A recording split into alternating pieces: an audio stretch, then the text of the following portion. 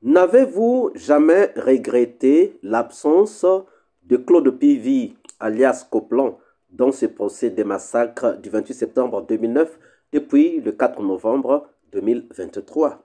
Nous allons nous pencher sur ce sujet. Suivez.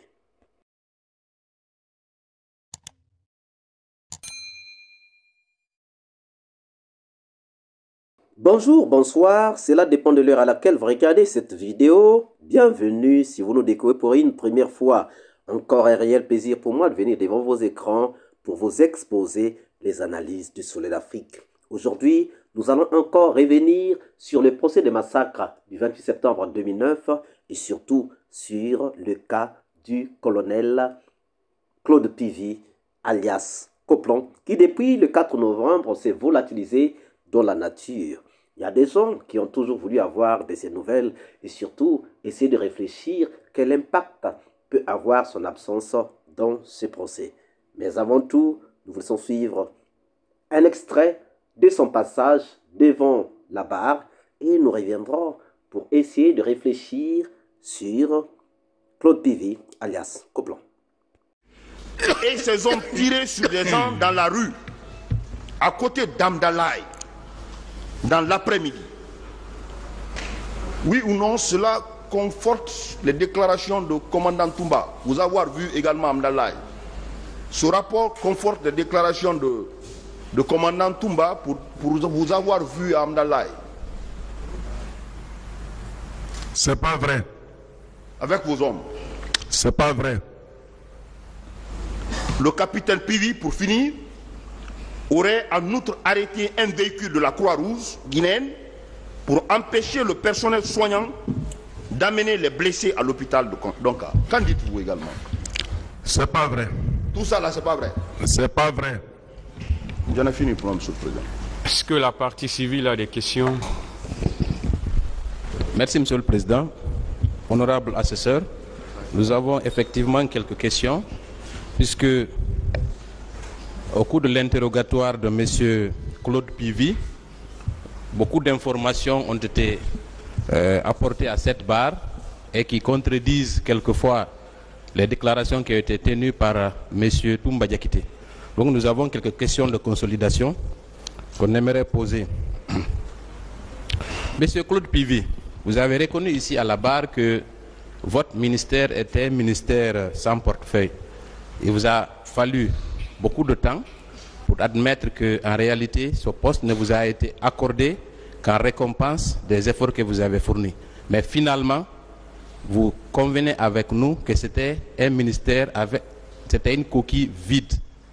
Qu'en réalité, ce poste de ministre chargé de la sécurité présidentielle était en réalité un bras armé du régime en place pour réprimer toute voix dissonante. Cela, je pense que le tribunal... s'il vous plaît. Oui, Monsieur le Président, j'en viens aux questions. Vous avez parlé de cette mission de Manéa. Vous avez indiqué qu'elle vous avait été ordonnée le 25 septembre. Pourquoi alors avoir attendu jusqu'au 28 septembre, jour fatidique, pour vous rendre, soi-disant, à Manéa pour exécuter cette mission? Pourquoi? J'avais bien dit que, parce que j'avais la mission d'aller avant pour l'Abbé, donc auquel j'ai bougé pour l'Abbé. Donc j'ai dit que quand je quitte la mission de l'Abbé, là je vais maintenant exécuter la mission là. Est-ce que ce n'est pas paradoxal que d'apprendre que des militaires incontrôlés sèment la terreur dans une ville et que vous décidez d'attendre 3 à 4 jours avant de réagir, si réellement cette mission elle est réelle? Pourquoi? Mais moi je n'ai pas... Je ne peux pas dire, puisque malheureusement je ne les ai pas aussi vus en place parce que...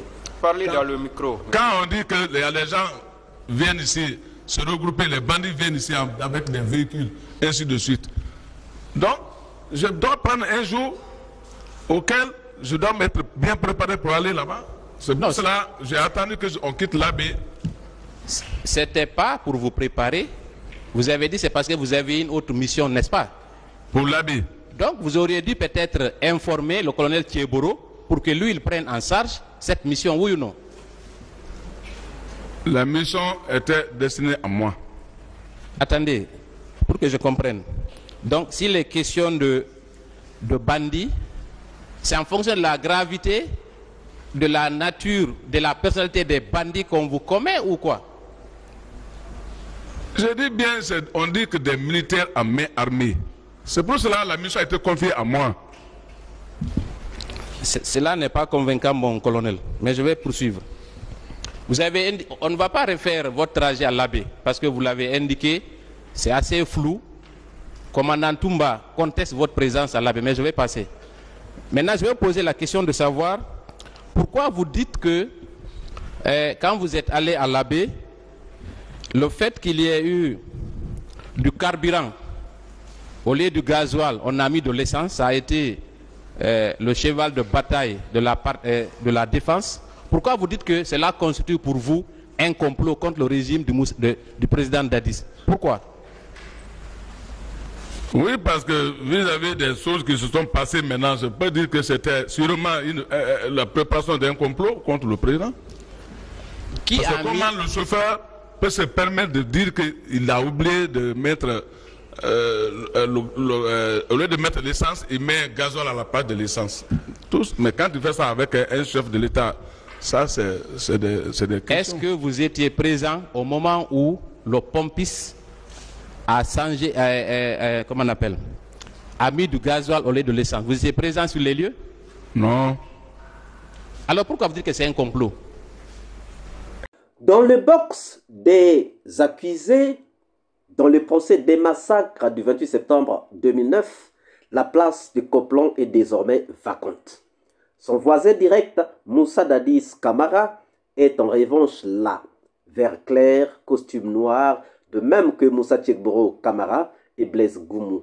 Le quatuor s'était évadé de la maison centrale de Conakry à l'aube du 4 novembre, exfiltré par un commando armé dirigé par Verny, un ancien militaire radié de l'armée après une condamnation en 2012 pour vol à main armée, fils de Claude Pivy. Des 4 évadés, seul ce dernier, Claude Pivy, n'a pas été retrouvé. Une évasion à demi-milliard de francs. Depuis l'évasion rocambolesque, le procès des massacres du 28 septembre 2009, dans lequel les évadés ainsi que 7 autres de leurs co-accusés sont poursuivis pour leur implication présumée au massacre de 2009, ne s'était pas tenu.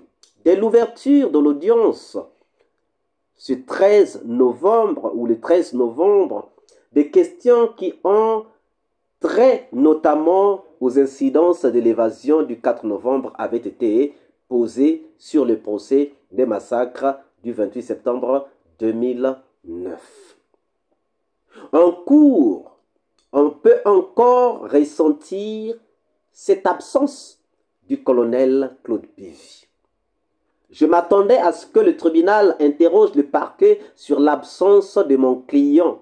J'aimerais savoir où se trouve-t-il à date.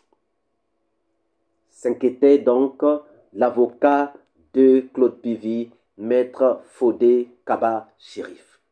Une question dont la réponse pourrait rapporter jusqu'à un demi-milliard de francs guinéens. Soit la récompense offerte par le garde des Sceaux, Alphonse Charles Wright, à l'époque, même s'il n'est plus aujourd'hui, en attendant que Baouri puisse faire son gouvernement.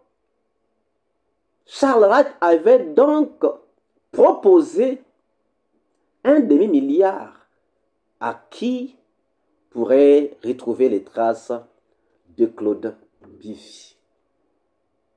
Oui, à toute personne qui indiquerait la cachette de l'ancien membre du BATA, bataillon autonome des troupes aéroportées, unité d'élite de l'armée guinéenne. Ce n'est un secret pour personne qu'un commando a fait sortir le 4 novembre 4 accusés de la maison centrale, lui répond le procureur de la République Al-Gassimo Diallo. Il répond donc à qui? à Maître Chérif, avocat de Claude Pivy. 3 d'entre eux ont rallié la prison sans Pivy. Le parquet militaire a ouvert une enquête qui nous dira où il se trouve. En attendant qu'il soit là ou absent, un jugement réputé contradictoire sera rendu contre lui. L'avocat de la partie civile, Alpha Amadou Desba, de renchérir à l'époque, non sans préciser à l'avance que les 3 autres évadés n'ont pas rallié la prison, comme l'affirme le procureur. Ils ont été arrêtés et ramenés. Le 4 fugitif a préféré le chemin le plus facile, la fuite. Assène l'avocat, Maître Desba. Qu'est-ce qui s'en est suivi? Sécurité renforcée à la maison centrale. Oui, les avocats de la défense ont également pointé du doigt d'autres problèmes liés à leur sécurité et au difficile accès à la maison centrale. Consécutif donc aux nouvelles mesures prises pour sécuriser davantage les lieux après l'évasion du 4 novembre. Des véhicules rôdent nuitamment autour des domiciles de certains avocats de la défense. Note Jean-Baptiste Jokami Abba, l'un des avocats du Dadis Camara.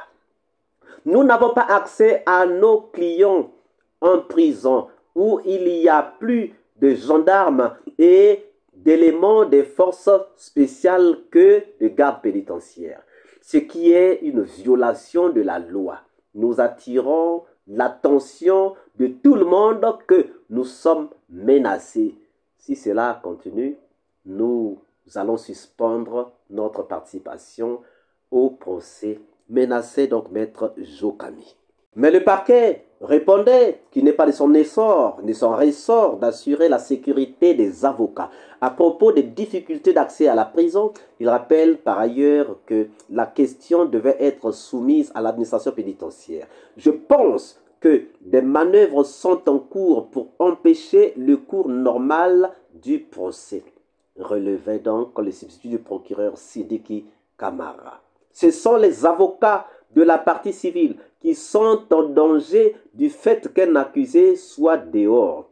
Alors, un commando efficace commandé par Vernet Pivy venait de faire sortir Claude Pivy, l'un des accusés principaux de ce procès.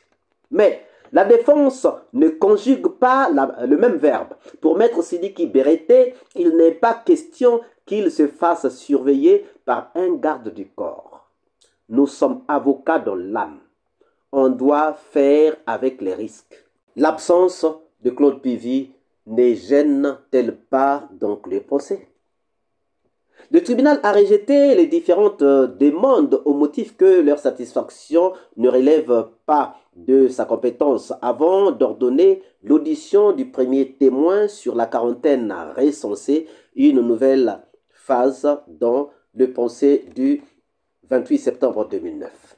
Et tôt le matin, une dizaine de témoins avaient pris place dans la salle d'audience dont l'ancien haut commandant de la gendarmerie nationale, le général Ibrahima Baldé, et l'ex-contrôleur général de la police, Ansoumane Camara, dit bafoué. Et donc, voilà ce qui s'était passé après l'évasion de Claude Pivy. Maintenant, le problème est de savoir, est-ce que l'absence de Claude Pivy ne gêne-t-elle pas le procès?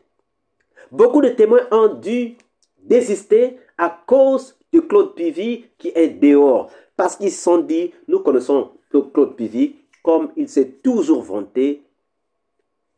Alors aujourd'hui, venir témoigner contre Claude Pivy, alors que Claude Pivy n'est pas en prison, ça ne serait pas bon pour nous. Beaucoup de témoins donc ont dû se rétracter pour leur sécurité. Et maintenant, le problème c'est que Claude Pivy restant introuvable, le gouvernement guinéen a même demandé de l'aide Après l'évasion spectaculaire du 4 novembre dernier à la maison centrale de Guinée, de Conakry, tous les fugitifs ont été appréhendés, sauf Claude Bivy. Cet incident malheureux doit interpeller donc la communauté internationale à soutenir davantage la Guinée. Le problème, c'est que Claude Bivy se retrouve dans la nature. Et si le gouvernement demande l'aide de la communauté internationale, c'est pour dire que Claude Bivy n'est plus en Guinée, comme peuvent le soutenir certaines personnes. Alors, aujourd'hui, Claude Bivy est absent du box des accusés. Nous savons que nous ne voudrions pas qu'il soit absent. On aurait bien voulu qu'il soit là, qu'il soit dans le box des accusés, en train de suivre le procès se tenir. Même si nous sommes conscients que là où il est en train de suivre le procès. Mais la question, la grande question, pourquoi s'est-il évadé s'il n'était pas concerné, s'il n'était pas vraiment impliqué dans les massacres du 28 septembre 2009? Comment est-ce que son fils pouvait-il aller le délivrer de la prison si son fils et lui-même, Claude Bivy, était conscient qu'il n'était pas impliqué dans les massacres du 28 septembre 2009? Voilà la question que nous voudrions encore poser.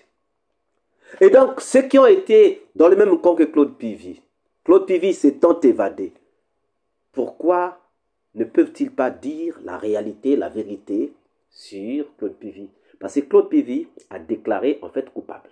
L'évasion de Claude Bivy est une déclaration de culpabilité. Chers amis, que pensez-vous donc de tous ceux qui ont été avec Claude Bivy? Nous attendons vos réponses dans les commentaires. Si cette vidéo vous a plu, ne manquez pas de laisser vos pouces bleus, de commenter et de partager. Si vous n'êtes pas encore abonné, c'est le moment de vous abonner et surtout de ne pas manquer d'activer la cloche de notification afin d'être averti à temps réel de toutes nos prochaines publications. Quant à moi, votre humble serviteur, je vous dis à très bientôt pour une nouvelle capsule et je vous dis ciao.